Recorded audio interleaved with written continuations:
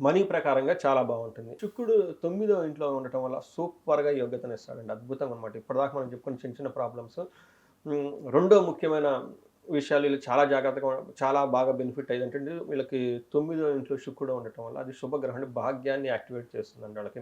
Luck అంటారు చూసారా? అప్పటిదాకా మనం చాలా ఇబ్బందులు పడ్డామండి. ఇంక మనకి సక్సెస్ రాదు అనుకున్న టైంలో వీళ్ళకి ఏదో ఒక విషయంలో అన్‌నోన్ ఫోర్స్, అన్‌నోన్ మనుషులు ఎవరో వచ్చేసి హెల్ప్ చేస్తారండి. అందుకని ఈ రాశి వాళ్ళకి శుభశకునాలు అని చెప్పాను కదండీ! అది ఈ మంత్‌లోనే స్టార్ట్ అవుతుంది. రెండవ శుభశకునం అంటే భాగ్యం.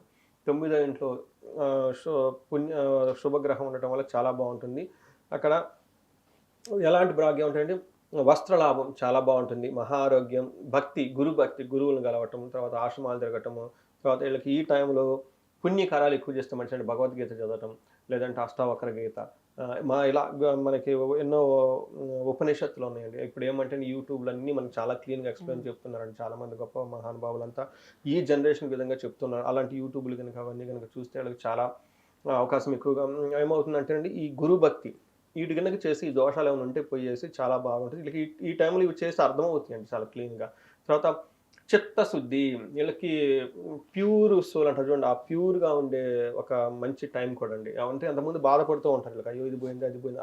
పోయేసి ఒక మనసంతా కుదుట పడి తేలికపడే టైం కూడా చాలా ఎక్కువగా ఉంది.